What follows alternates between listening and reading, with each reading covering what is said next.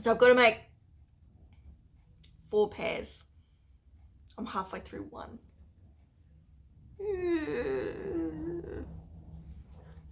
I could be in trouble.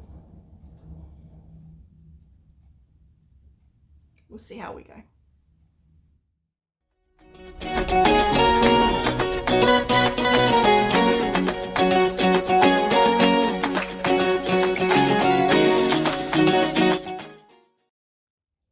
Hi guys, and welcome to the 5th episode of the Peach&Paige Podcast. Today is the 25th of October.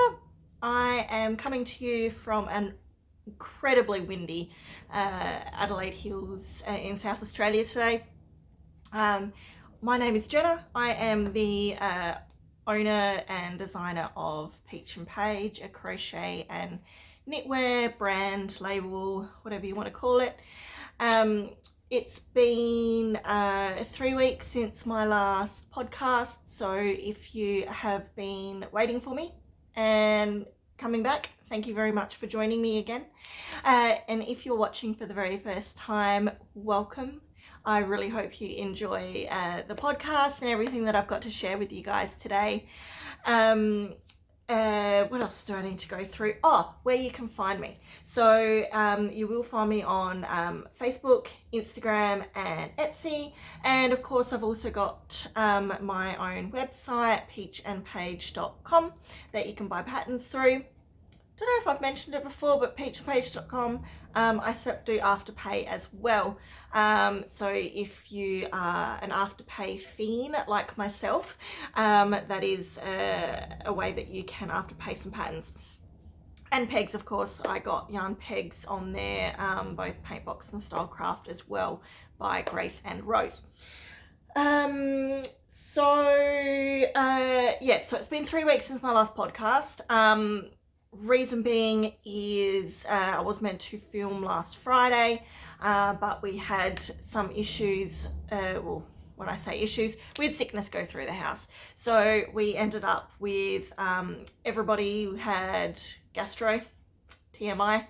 And so even though I was feeling a lot better by last Friday, which is when I normally would have filmed, I had a week's backlog of housework to do and I was still feeling a bit flat, and I thought, you know what, I'm just going to spread it out for another week. And because obviously when I was sick, I wasn't getting much done as far as projects go, so I didn't have a lot to share either. So that's why it's been 3 weeks. I may or may not be doing my next podcast now in 3 weeks to get back onto my usual schedule. Reason being, for those of you that have listened to my podcast before, would know that I film on the weeks, on the Fridays that my 2 daughters go to their dad's house, so I don't have to worry about school pickup. But now this week is my week with the girls, so if I do another 3 weeks, that'll put us back into sync. I'll let you know. I'll put it up on my Insta or on my Facebook if you are wondering. So last podcast, I did have a giveaway. So that was a giveaway for 3 free patterns, and all you had to do was comment on my podcast what craft you would like to learn or that interests you, other than knitting or crochet or what have you that you may already do. I had a whole 4 entries. So it was my first YouTube competition, so I really didn't know what sort of engagement I was going to get, but I'm happy with the 4 that I got. So for the 4 of you that did enter, you've got a 1 in 4 chance of winning. So I'll announce the winner in a minute, but I did want to just go through what people were commenting to give you a bit of an idea of what other people are wanting to learn. It was really interesting. So the first comment that we had was from Monique Bowering. So she knows how to crochet, but she wants to learn how to knit. Which it's funny, I've always been able to do the both. I learned how to crochet when I was probably 10 or 11 years old by my auntie, when we used to stay up there during school holidays. And I learned how to knit. I think I actually learned how to knit first. I learned how to knit when I was probably 8 or 9, by my nana when I used to stay there for school holidays. And so I learnt both really quite young, and then I didn't do it for 10, 15 years. And it wasn't until my early to mid 20s that I sort of started picking it up again. Starting with crochet, I picked that up again, and using YouTube really. Even though I remembered it, obviously I had no idea the stitches or anything. So I just used YouTube tutorials, which were fantastic to learn the basics. And that was, a few years ago now, and it's just sort of grown from there. And I think once I'd been crocheting for a little while, I decided I was going to pick up knitting again as well. So that was something I'd only sort of really dabbled in up until probably the last month or two, where I've really started throwing myself into my knitting a lot more, and getting a lot more interested in that craft as opposed to crochet. So over the last couple of weeks, it's probably mainly been in knitting that I've been doing, to be honest, rather than crochet. But yeah, I find both go hand in hand, whereas I think some people do find that they learn one and they find it really hard to sort of pick up the other. I suppose because you learn to hold your yarn and tension your yarn a very different way, so you really got to retrain your hands. I suppose because I learnt both of them so young, I found that a bit easier than I suppose others would that learnt it for the first time as adults. The next comment was MissTmPop. So she wants to learn how to sew and to embroider. So I mentioned in the last podcast when I announced this competition that I wanted to learn a bit of embroidery, not so much machine embroidery but hand embroidery. And so yeah, that was something that I was also interested in wanting to learn and pick up, to be able to do the circles with funny sayings and stuff on them, or cross stitch and things like that. I think would be a really cool little project. And sewing, so I know how to sew. I studied fashion design back, so when I was pregnant with my first, I was about 19, 20, and was studying fashion design at TAFE. So I'd learned how to sew probably a few years earlier, but that's when I learned a lot of construction techniques when it came to sewing and things like that. I can sew, but I don't like to sew. I actually really do not enjoy it at all. I find it really frustrating. I don't find it relaxing. So it's one of those things I can do, but I've got no interest in doing it. It just doesn't appeal to me. I'd rather be curled up on the couch with my knitting or my crochet than stuck at a table with a machine. And I think to be a sewer, you've really got to have attention to detail, which I don't. I'm not picky enough, and I think to be a good sewer, you have to be really disciplined, I suppose would be the right word for it, to make sure that everything's neat and tidy. Whereas with, I think, knitting and crochet, I find that comes a bit more naturally. I can relax a bit more and just enjoy the process as opposed to stressing out trying to sew and get it right. The next comment was Megan Monday. So she also wanted to learn how to sew. I think she said no comment that if you can sew and you can crochet, then you're pretty much set. I agree. Even though, like I said, I don't like sewing, I can sew, and I have sewn quite a few garments, and especially for the girls. And then if you can crochet, that means you can create all knitwear and things like that you generally wouldn't do normally with a sewing machine, I guess, unless you're working with a machine knit. But so that pretty much covers all garments, unless you're going to start doing leather work and shoes and things like that. Yeah, absolutely right. If you can sew and you can crochet, that pretty much covers your apparel side of things, as far as DIY goes, that's for sure. And lastly, the last comment was Belinda Piper. So she wants to learn more hand spinning. So she said that she's used a drop spindle before, but she's never used a wheel. I have to say spinning is one thing I've not yet dabbled in. It probably is something that I might do down the track. I think I like the idea of spinning, but I haven't been exposed a lot to working with that hand spun yarn. So I watch a lot of other podcasts and especially ones, and they do a lot of this hand spinning and things like that and create these amazing textured yarns. But I don't know what I'd do with that yarn after. I haven't seen enough finished garments using those yarns to be able to say, oh wow, okay, I'd like to actually do that, because I'd hate to make a yarn and then not be able to actually make something out of it. I feel like that's a bit pointless, I suppose. So I think it probably will be something that I'll explore down the track as I continue on in my yarny journey. But for the moment, and I couldn't even tell you, I mean, I'm pretty sure I know what a wheel spinner is. That's those big things and you spin it on a wheel. A drop spindle, not even sure what that is. I have seen like some little handheld spinning wooden tools, so I'm thinking maybe it's one of them. I don't know. But yeah, so that is something that I'd like to possibly look at one day as well down the track.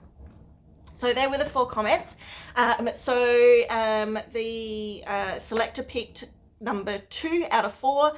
So that would be the second comment, and that is MissTmPop, who wants to sew and embroider. So you have won 3 free patterns. I don't believe I can contact you via YouTube. I'll have a look, but by all means, if you can, please get in contact with me, either via Facebook or Instagram, or even on my website. There is a contact me page on there that has contact options for my email and things like that. So please get in touch with me. So I have your email address. Let me know what patterns you would like, and I can shoot them through to you as soon as I hear from you, basically. So that was the competition side of things. So I have my notes with me today. I'm a bit all over the place. All right, so I think that's it for sort of admin related items. So we will get into some knitting and crochet stuff. So first of all, finished objects. So I know obviously it's been 3 weeks and you're probably expecting me to have a billion things finished. Alas, I do not. I have one finished item for the last 3 weeks. Shameful, I know, but I have started some new things. And in my defense, this finished item is a completely started and finished item. So I hadn't even started it 3 weeks ago. It's a brand new design. So if you've been following me on Instagram and Facebook, you would have seen this already. So this is a new bonnet pattern. So I'll give you a good look at it. That's on the screen, all right? So it's a pixie bonnet, like some of the other bonnets that I've already got. So the pixie bonnets are great because they're a lot easier to shape. It's effectively a square, but obviously you have some tapering around the base of the neck. Otherwise you'd have sort of this big pocket there, so it does sort of shape the skull there, but they're effectively a square, which means they're great because you work them as rectangles and then just fold it in half and sew the seam. So the difference, obviously, what's a bit different with this one is I have once again used that cabling. So you would have seen this cable pattern before. It's a braided cable, which I'm absolutely in love with. I originally was using this on another design of mine, which I started a month or so ago, and I haven't gone back to yet. Some leg warmers that had a cable down the side, which was the exact same cable as this, except it had a double stranded border as opposed to the single stranded on this one. The cabling is amazingly effective, but once you get the hang of it, it is super, super easy. You will use stitches that you probably wouldn't use normally in crochet, so a double treble crochet, and that's US terms, a double treble. I'm not even sure what would be in UK, like a double, triple treble, or I don't know. The UK terms do my head in. So yeah, it's quite a long stitch, and it's just a case of doing those stitches into a few rows before and in a particular order, overlapping each other to create a braid type effect. And the rest of the bonnet is just HDC, so half double crochets. And then I have my tassels and my pom-poms, which I always like. I can't not do them. You could probably even have a pom-pom on this if you so desired. That's certainly an option. So this was done in Bendigo Woollen Mills luxury 100% wool in the colour Stone, which is a really nice fawny colour. It's it's sort of like a beigey form. Looking at my phone, the colour is fairly accurate to what it looks like in real life. It's a really nice fawn sort of colour. Nice neutral unisex colour. So that's nice. So this was size, not exactly, it was meant to be a size 6 to 12 months. But because obviously pattern designing, I make a lot of samples and I tweak. So it's actually a little bit big for a 6 to 12. So when I write the pattern up, it will be a few rows smaller, but it's not quite as big as a 1 to 2 years. So still sort of tweaking that. And I've learned a new joining stitch as well. So on my other, let's see if I can get it to focus. On my other bonnets, when I did my joins, I just slip stitched or single crocheted them together. So on this one, I was doing some research on some different ways to join together, and this one's actually sewn. So using a yarn needle and a length of yarn, it's actually sewn together using a what they call a mattress stitch. And because it's sewn flat, there's no lump on either side. So when you if you were to slip stitch it together, it would sort of create a bit of a lump or a ridge, whereas this is entirely flat. So it's great for garments where you're sewing a seam and the seam's going to be stretched out flat, because there's absolutely no ridge there. It's completely flat. So this is definitely my new preferred way of sewing seams. I have a crochet, a cotton top that I designed quite some time ago that I haven't written the pattern up for yet. And it was one of my biggest bugbears, is that when I sewed this, when I slip stitched or single crocheted the seams down the side, it sort of did this sort of M thing, and I just could not get it to lay flat. So now that I know this stitch, I'm really excited to get back to that pattern and redo the seams with the mattress stitch, because I think it's going to look so much better. So yeah, that is the only finished item I have for these 3 weeks. But I've got some stuff that I've been working on. So that leads me into my first whip, which is also one of these bonnets.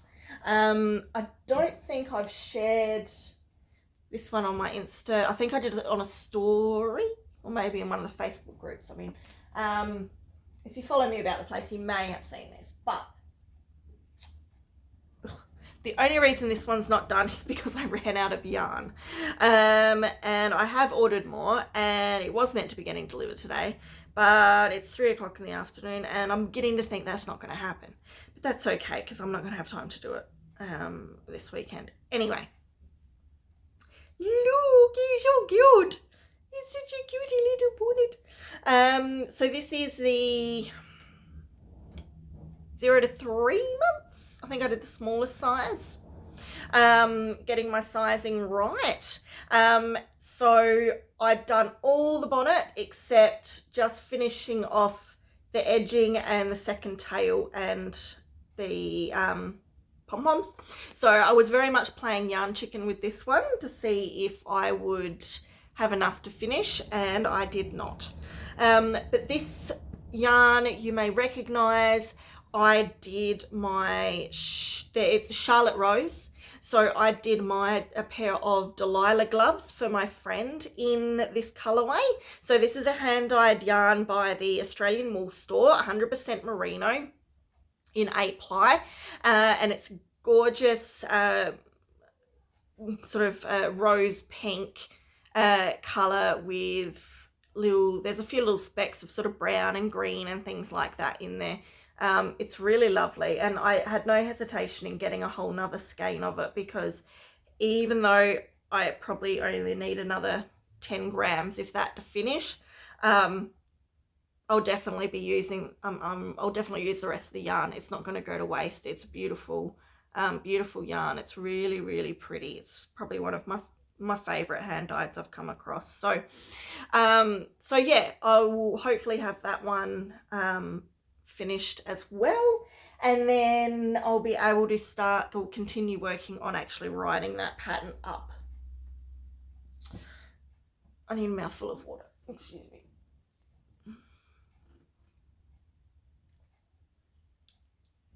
And you'll see I've got my Crafty and caffeinated pin on today. I'll show you a bit better. Oop, there we go. Oh no, caffeinated and crafty, which is one of my pins. I showed you these pins last week.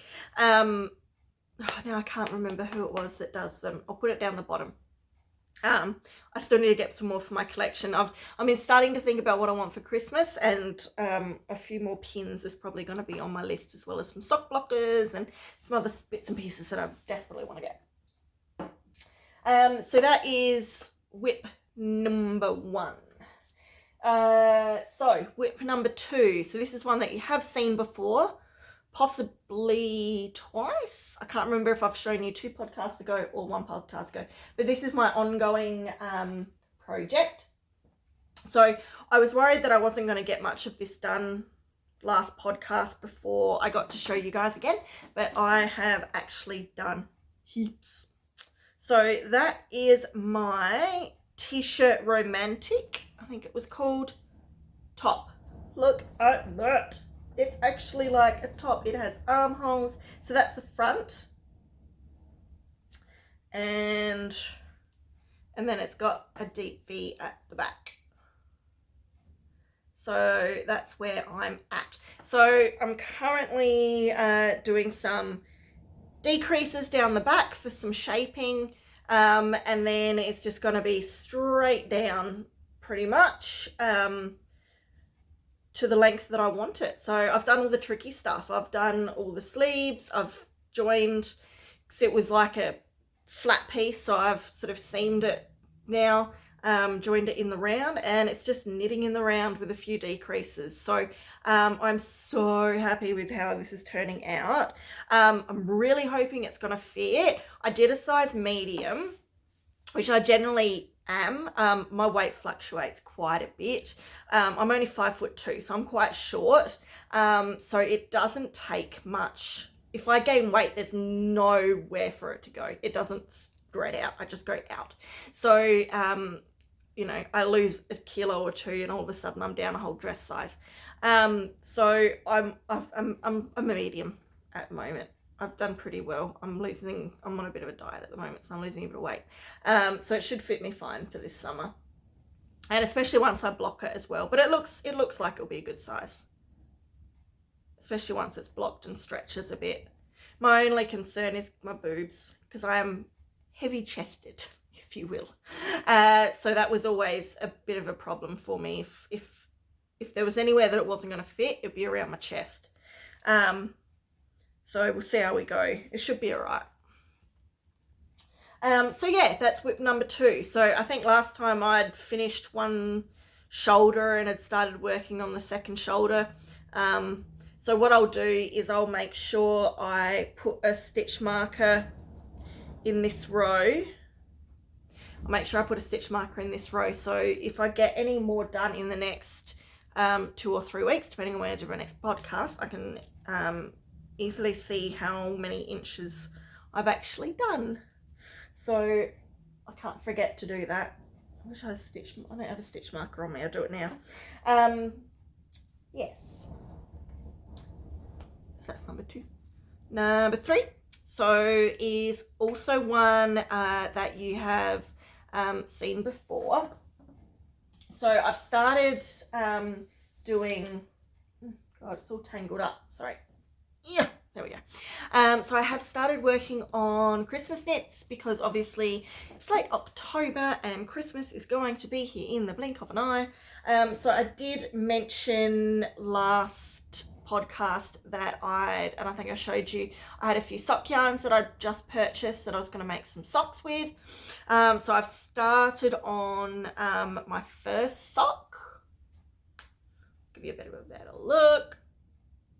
So this is the first one. So the sock pattern that I chose, and I'll see if I can show you. So it's not a plain vanilla sock. So it does have a slight cable, like a mini cable, if you will. I'll see if you can, I don't know if that's focused or not. Yeah, it is. So it's sort of a mini cable, and it's just every 10 rows you do a cable, and it's just a single 1x1 cable, and so there's 2 of them. So when you're wearing the sock, they sort of sit down either side of your foot. So it's got that, and it did, and the toe was a new toe. I've only ever done, I think it's called a wedge toe, where it's just flat, and it just increases down either side. This was I think it was called a beanie toe. Where there was increases, you can see quite clearly the increases evenly spaced, and you can tell why they would call it a beanie toe. It's very much like a beanie in the way that it's constructed. So it is very much a round toe as opposed to more of a flat toe, which I've done in the past. So this one has a contrast toe and heel. The pattern doesn't have a contrast upper cuff. When I get up there, I'll decide if I want to do the contrast cuff or not. I can't see any reason why you couldn't do that should you wish to. So this is 64 stitches. So the pattern came in 3 sizes, 56, 64, and must be 68. No, 70. I can't remember. It came in 3 sizes. This was the middle size. And then obviously you work up the length that you need. I've got a really small foot. I'm size 6. To be honest, for a perfect fit for me, I'd probably need a 60 stitch sock. Whereas this pattern's only 56 and 64. So if I was to make one for myself, I'd probably go up to the 64. I don't know. I don't know how much stretch these get with wear. Whether socks, because I haven't done a lot of sock knitting, I don't know if you'd be better to go for a sock that's slightly tight, knowing that after a few wears it's going to stretch out, or go for the bigger size as long as it's still comfy and fits, because there'd be nothing worse than really tight socks. I'm not a big sock wearer anyway, but I'd prefer my socks loose, I think, than tight. So yeah, I'm about to start the heel. It's what do they call it? A gusset, heel flap and gusset, or whatever they call it, type heel. So unlike the last socks I did where it was an afterthought heel, this is has got the gusset and heel flap. So yeah, I'm up to that part now. I'll show you. So that was the yarn in the ball. And I mentioned the brand and stuff last time. It was a virgin wool nylon blend, 75-25. I'll put the brand name down there. But yeah, it's cute, really lovely. So I'm quite happy with that. Oh, and the pattern for the socks was Mabel socks by Jooles Hill, which I purchased off Ravelry.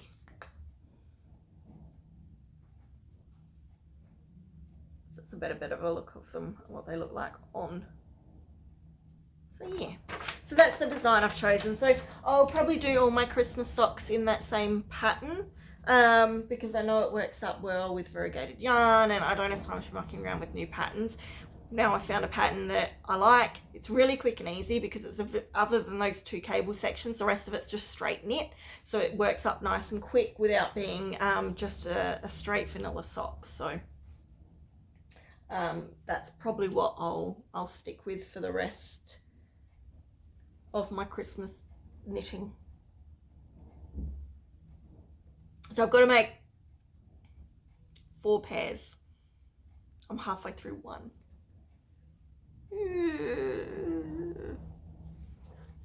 I could be in trouble. We'll see how we go. All right, how are we going? Half an hour, beautiful. Last whip that I've been working on, again, you've seen it before, and I introduced you to this pattern last podcast 3 weeks ago. In true Jenna form, instead of finishing the maroon one that I was working on for my daughter 2 weekends ago, just before we all got crook, we had no kids, they were at their grandparents, and it was a lovely warm weekend, and I just wanted a big project that was just mindless, a bit like a blanket. So I'm like, you know what, I'm going to start my size kimono, because I knew it was going to be really, really long rows, and I could just sit outside in the sun and do some real mindless knitting. And that I did. That being said, I've gone through a lot of cotton. I think I've already gone through 4 or 5 50-gram balls, and I'm not even halfway across the back yet. I won't even be able to show you this all in one frame. I'll show you as much as I can. So there we go. There you can see. So that's what I've done so far. Hello. I've got, so that's my armhole, obviously, which will have a sleeve attached. This is the front flap, so it is like so. I'll see if I can stand up and show you the drape a little bit. So it'll drape, and it's quite long. So it goes down to, you can't see, but it goes down to about my knee. And then obviously you've got your armhole, so that'll have a sleeve attached, which I'll probably want to be about mid-length, elbow length sleeve. This is just meant to be all nice and drapey, which it is, which is quite nice. And then I'm working around the back, so I'll have to get at least, yeah, I'm only about a third of the way around the back at the moment. So I've still got a bit to do, but it's been keeping me busy, and it's been a nice little mindless knit. So yeah, so you can see, and yeah, I decided on white. I don't know, I just wanted something nice and light and bright and summery and airy, and I decided on white. I've got 3 kids, so it probably wasn't a great idea, but we'll see. So that is the fourth whip. I lost count. I'm not going to mention it today because we're already half an hour into the podcast, and I still want to chat about a few things, and I don't want to drag this on too long. But I had someone ask about a whip that you see in my podcast up behind me, which is this one up there. Get out! Honestly. Ooh, my kids, there's pupil free day today. So while my son's sleeping, my daughters are here. And the 6-year-old's like, I'm going to come in because I need water. And then she just stood there staring at me. I'm like, you know what I'm doing? I don't need you distracting me. Hallyu. So now I've completely forgot what I was bloody talking about. Oh, that's right. My whip up there. So I have a big project that I started ages ago. I've not touched it. You would know because it's in the exact same position as it was when I did my first podcast. I'm not going to bring it out today, but I might next podcast because it is one that I need to get back into. It was meant to be finished in April. Put it that way. It was meant to be finished in April. It's now October. So it was going to be a birthday present for my eldest daughter, whose birthday's in April. I'm now hoping for a Christmas present. If not, next birthday. Next April. because it's a blanket. I'll tell you that much, it's a blanket. And we're coming into summer, and thick acrylic blankets are not really suitable for summer.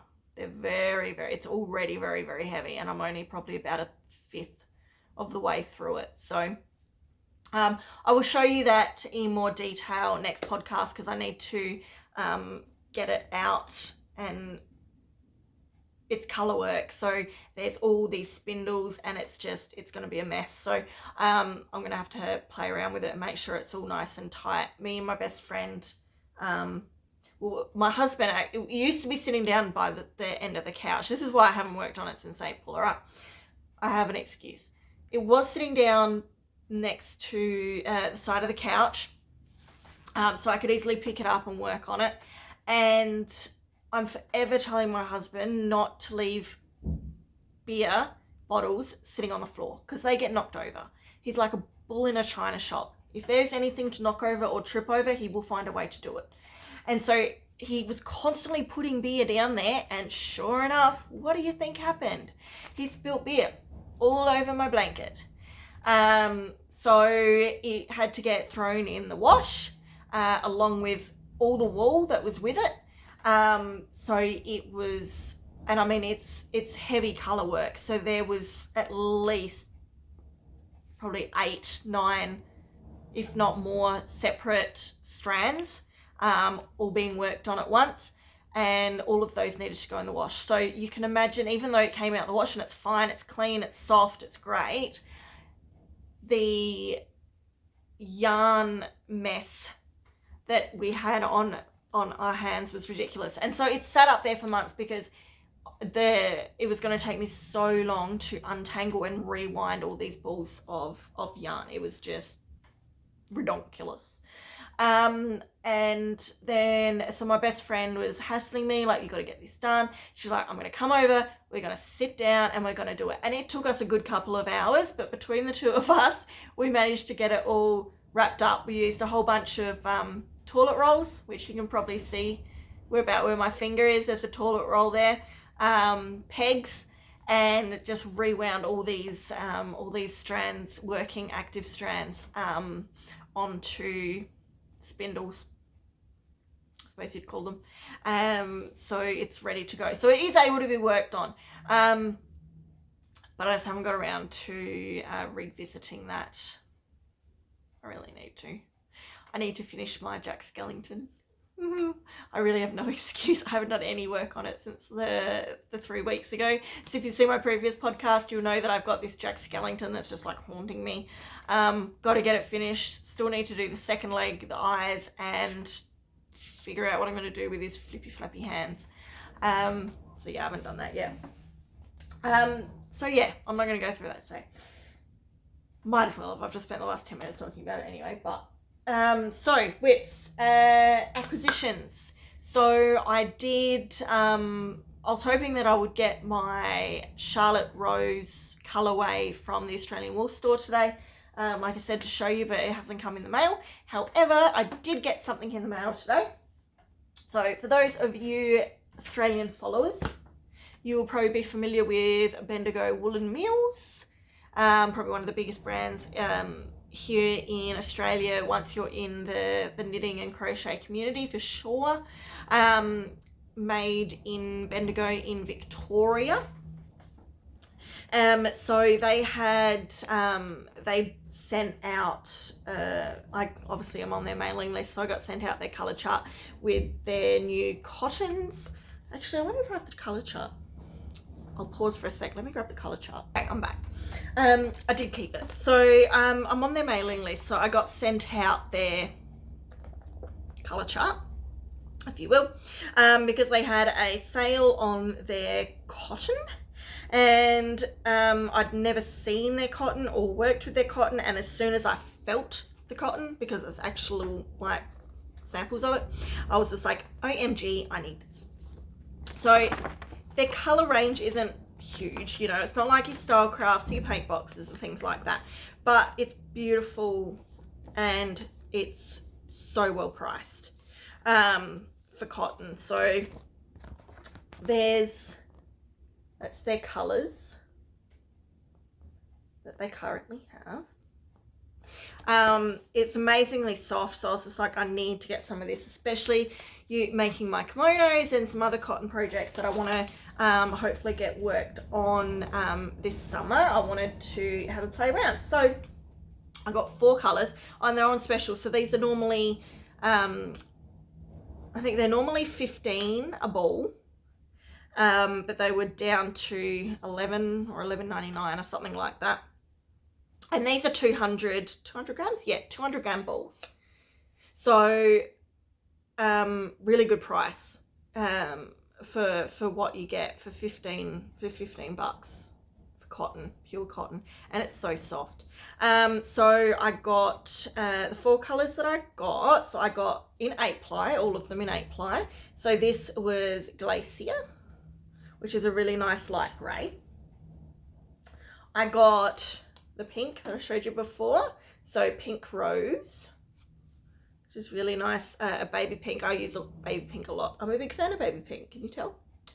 So I've got my baby pink, and then I got my usual can't go wrong with white. And I wanted colours that I could use together as well. So if I wanted to do, not that I have any patterns at the moment, but if I wanted to do some cotton patterns that were multicoloured or had some colour blocking or something like that, I wanted colours that I could use together as well. So I got the white in Snow, which is beautiful, pure white. It's a lovely shade of white. Sometimes you get white and it's really creamy. This is actually a really nice crisp white. I was really quite happy with it. I mean, I knew what it was going to look like because I had my colour chart anyway, but. And lastly, Daffodil. Not a colour I would normally go for. I wanted to get something, I was originally, I think, going to get a lilac or baby blue, or because I work with a lot of pastels, and if you follow my Instagram and stuff, you would know that's my general aesthetic is whites, pastels, greys, things like that. But I being coming into summer and wanting to make some summer garments, I thought this yellow would be nice. And even though I could see on the color chart that it was quite muted, even seeing it in real life, it really is. It looks a bit more vibrant on the camera than it is in real life. It's actually almost a pastel yellow. It's not like bright sunshine yellow. It has got quite a white or light tint to it. So it's nice and soft. So it still fits in with all those pastels. So even though it probably doesn't go with the pink, actually to be honest, probably almost could go with the pink. I figured like it will look really nice with the grey or the white. Obviously the pink, white and grey is a colour combo I use quite a lot. It's yeah, a really nice pastel colour combo. So yeah, they were the 4 colours that I picked. So don't know what I'm going to do with them yet. Possibly if I do the baby size kimono. Problem with the kimonos, it uses so much. I've already gone through 200 grams easy on mine, and I'm not even halfway across the back yet. So for one ball of those, I could make some tops and things like that. I wouldn't be able to do like a big adult project, but some of my cotton tops and some new designs on there. They've actually got a cotton lace knit top on their pamphlet, which is actually quite nice. I don't mind it.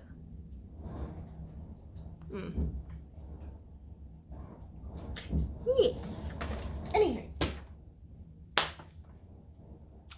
that's my yarn acquisitions. So that'll go and sit, you know, up here somewhere until I decide I want to use it. So that's all I've got for things I've been working on. So shop updates. Not long after my last podcast was released, I announced that I would not be releasing any more patterns until the new year. So the reason for that is purely just because Christmas is crazy. I was getting really bogged down in focusing on trying to do new patterns, but I'm also trying to work, like, get my top finished. I had the socks that I needed to get started on, and some other Christmas projects. We're now into late October. It's just not feasible for me to be trying to write, like, while I'm still designing patterns, putting them together, writing them, taking the photos, doing the editing. I just don't have the time to be doing that or putting those sort of pressures on myself. I mean, if I happen to get something done before Christmas, by all means I'll release it, but I'm not pushing myself or giving myself timelines to do that at the moment. So you probably won't see any new patterns from me now until the new year. My pattern sales are picked up heaps at the moment because we're coming into the US winter. So obviously, because I sell patterns, it's a worldwide thing. I'm sure there's a lot of you that are listening from overseas at the moment, not here in Australia, where we're obviously coming into summer, because I get a lot of my sales from the US and Europe, where they're coming into winter at the moment. So I'm selling heaps of patterns. So I'm not stressing too much about getting some new stuff out just yet. I've got a really nice basic portfolio of patterns there. My biggest seller at the moment's my bobble bonnet, which I'll stick up here. So that one is flying off the shelf, so to speak, at the moment. It's been really popular. So I've got a bit of time, I might use this opportunity to have a quick chat about gauge. So for those of you that have been followers of mine for a while or have worked with a lot of my patterns, I've only been doing this for a couple of years, predominantly selling my patterns. It hasn't even been 12 months that I've been actually selling patterns yet. Pretty close to it, I reckon. I should find out. I might have to do a sale for my 1 year pattern anniversary, because I reckon it was around November that I started doing it. So it's only been 12 months. So it's been a really big learning curve, and the amount of patterns that I've sold it's huge. We're talking in the thousands. So it's really been amazing, and that you guys are purchasing them. That being said, some of my earlier patterns they're being revised because I've obviously learned a lot from those first patterns. And I think the biggest thing that has changed for me over the last 12 months is my gauge. So now that I'm crocheting more and more, I was a really tight crocheter. And so my early patterns, not only was I a tight crocheter, but I used to also love working with superwash merino. So for those of you that have worked with superwash merino before would know that it's really stretchy. So even though it fluffs up and looks like an 8-ply, if you work with it and tightly work with it, it stretches out. So for someone like me that was naturally had a naturally tight tension, and working with a superwash merino, which means I was pulling my stitches tight and causing that yarn to really stretch, my gauge was quite tight. So I was getting a lot of feedback, especially with my first patterns, and my bobble bonnet is a prime example of this, where I was using an Iran weight superwash merino and a 5mm hook,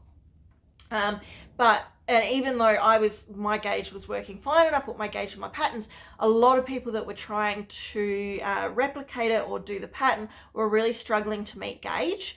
And the more feedback I got about that, the more I realized, okay, this isn't just someone that's unusually loose.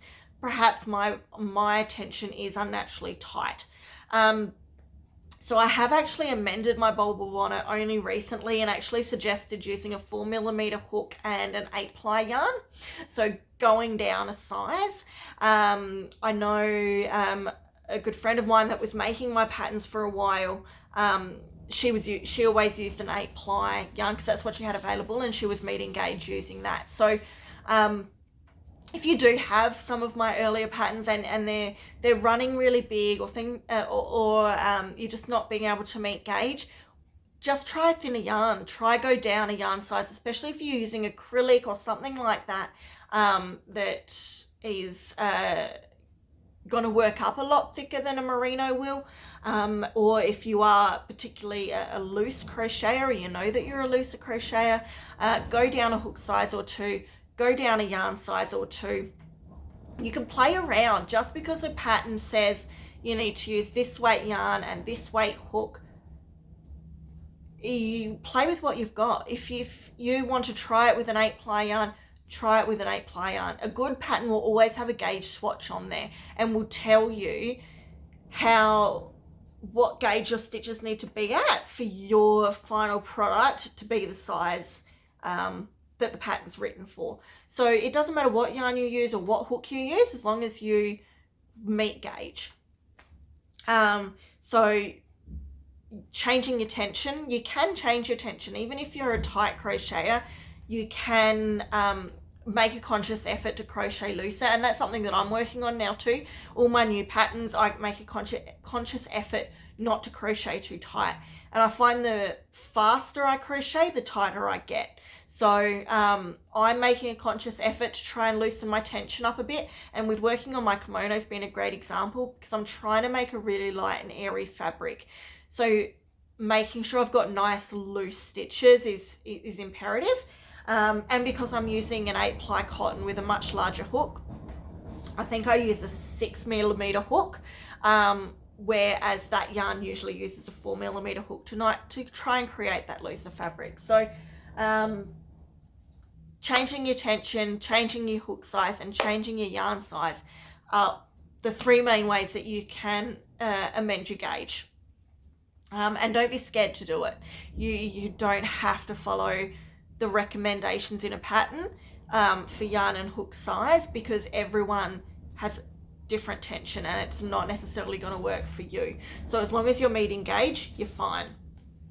If you get a pattern that doesn't have gauge in it, either you better hope it's a pattern with gauge, doesn't really matter. You can just, the pattern's one that you just crochet until it's the length you desire or something like that, where gauge isn't so much of an issue, or you're just going to have to hope for the best. I make sure I always put gauge swatches in my patterns so that people can do that. That being said, never done a gauge swatch in my life. I don't do them. Any pattern that I've bought and done, I just go ahead and wing it. Which is like my top being sort of the first project I've done that's actually a fitted top and needs to be the right size. Totes winging it.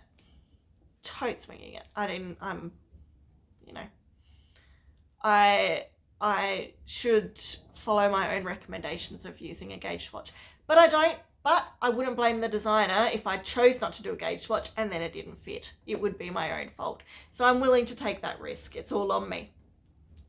So yeah, that's shop stuff. So you're not going to see a whole lot of new patterns, but by all means, I'm still doing my podcast. I'm still posting. I'm still working on new projects. There just won't be new patterns for sale, is what I was trying to get to with that whole 15-minute speech. Whew. Right. So I think that's I think that's about it for yarny related chat. That's all my acquisitions, my finished items, my whips, my plans for the future sorted. So I was going to quick, chat as I usually do about what's happening for me personally at the moment, for those of you that might be for whatever reason interested. If you're not, feel free to tune out now, because I'm not chatting about yarn anymore. If you are leaving though, please do like and subscribe before you leave, and feel free to leave comments or ask me any questions that you may like answered in the next podcast. for those of you that are staying, so what has been happening with me for the last 3 weeks? So other than being completely written off with a horrendous case of gastro that went through the entire house and made me want to burn the house down along with everyone else in it, didn't mean that, I got my nails done, because I always mention my nails in my podcasts because I can. So this is my current set. I had Diamantes there. I might put a picture up here of what they look like, because I did take a photo for the Insta before they fell off. So they did have Diamantes, but to be fair, I knew they were going to fall off. That being said, so I got these done last Saturday, so 6 days ago. Look at this. Look at that. Look. Snap clean off. And it didn't hurt. I didn't feel it. All I did was pick up a 4-pack of Mother Energy drinks off the shelf at the shopping centre, and it just went funk and flew off behind me. So the fact that A, it snapped so bloody easily, and B, the fact that it didn't hurt when it came off, indicates to me that it was not connected, it obviously wasn't sealed properly to my natural nail, and there was obviously a fault or a crack already in that nail for it to be able to do that after 6 days. I always get my nails done, and I can't remember the last time I've had this happen, let alone after 6 days. They don't normally do that for me. So I need to go back and get it fixed. When I'm going to have time to do that is the next question, because while I could probably take my daughters with me, taking a 2-year-old toddler to the nail salon isn't going to end well. So I can only really do it when my husband can look after the kids, and obviously being a shop, they work normal 9 to 5 type hours, and so anyhow, I'll maybe try get there tomorrow being Saturday, because they're open on Saturday and Sunday, and get that fixed, because you know what, if this was like 3 weeks later and I was about to get my nails done next Friday, I would deal with it. But because I only just got them done and I would have to put up with this for another 3 weeks, I'm going to get it repaired, because they haven't even started growing out yet. So it just seems silly to have already lost one and put up with it. I might as well get it fixed, so I've got a fresh set again. But that being said, I do like the design. I always do pointy nails. You would have noticed. You will not have seen me in anything other than pointy nails. Pointy nails are my jam. They're my thing, and I will continue to do so. So that's my nails. What else is happening? Big weekend this weekend. So I've got to try edit this podcast tonight, because the rest of my weekend's pretty much a write-off. I got lunch tomorrow with my husband Dylan's family for his brother's birthday. So that's in town tomorrow night. Like I said, it's my weekend with the kids this weekend, so going out to dinner with all 3 kids is, if any of you are mums, you would understand exactly my thoughts on that. It's not a walk in the park, and generally not all that enjoyable. You do it because you have to, not because you want to. Then on Sunday, we've got lunch with my mum and my sister. So my sister lives up in Queensland at the moment. She's just worked up there. She's a marine biologist. So she's working up on the reefs out there.